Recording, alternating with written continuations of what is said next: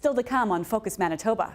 Stamp collecting would be a lot easier, but I wouldn't get the same enjoyment out of it. He can't play the piano, which is exactly why he likes to restore these pianos. The mechanics behind the music and his collection, next.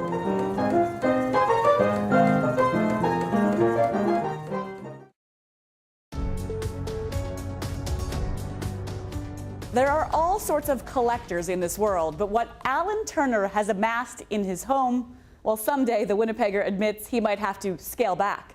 Over the last 15 years, he's collected more than 7,000 pounds of piano, not because he likes to play them, but because he likes to help them play themselves.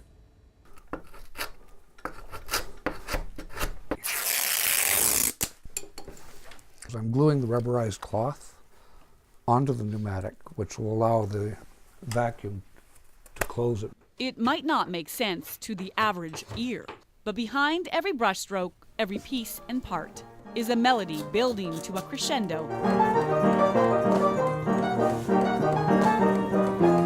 In Alan Turner's mind. Seeing one of these instruments come back to its former glory and performing like it did 80, 100 years ago.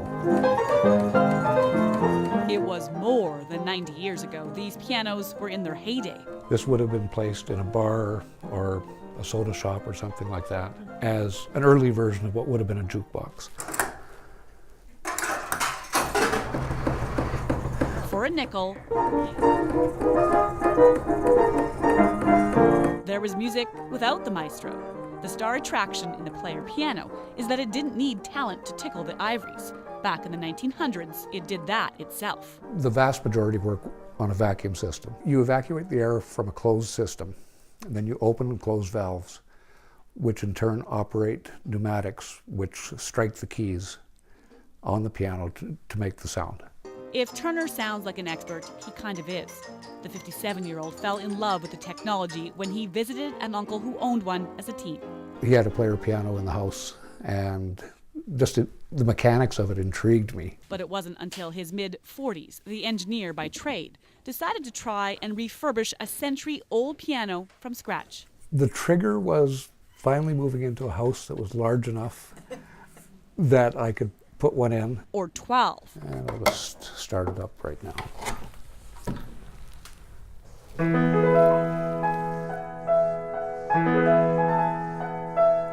In his living room, there are 3. Across the hallway, another 3. In the back room, a handful more, plus 2 in the shed. A plain case player piano in the early 1920s would be sold on a layaway plan, typically for around $200. This one keeps the toes tapping, literally, while the piano roll rolls. Not just the notes. These pianos also show the lyrics. Some people have said this is an early version of karaoke. Pianos start to add up. They add up in size, primarily. That's a problem if you get into a time in your life when you have to downsize. You're 57 years old and you're not downsizing, though you upsize so you could get more pianos into your home. Yes. So I'm maybe a little crazy. Or just a little bit in love with this old school technology. Every piano has a story. So this is more like the player band almost. Exactly right. Every story, a different sounding note. Some of the pianos also have mechanized xylophones and tambourines. There's probably 30 or 40 major collectors in the world that have collections exceeding 100 and some units. So this is a thing. People, oh yes. I don't want to say odd, it's an amazing collection. It's a very unique collection. Some might say eclectic. Yeah. But anyhow. And yes. what would you say? Stamp collecting would be a lot easier, but I wouldn't get the same enjoyment out of it. Turner is a trained safety expert by day. Nighttime is for his workshop. Each piano can take about 200 hours to rebuild. Many of the instruments, the plain 88-note player pianos, are available for free or the cost of moving them. Someone just wants them out of their house. They want them out of the house. What was once worth hundreds of dollars can now sell for $40,000 or $50,000 when it's done. Although Turner hasn't sold one yet. That's not why he does it. I have these player pianos because I don't play piano. Can't play a single note, not his forte.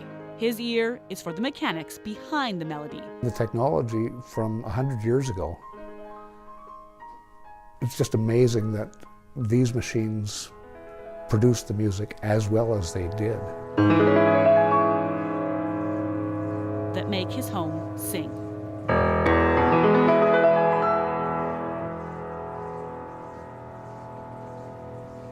Alan is actually president of the Automatic Musical Instrument Collectors Association. For more info on that group and his collection, visit our website, globalnews.ca/Winnipeg.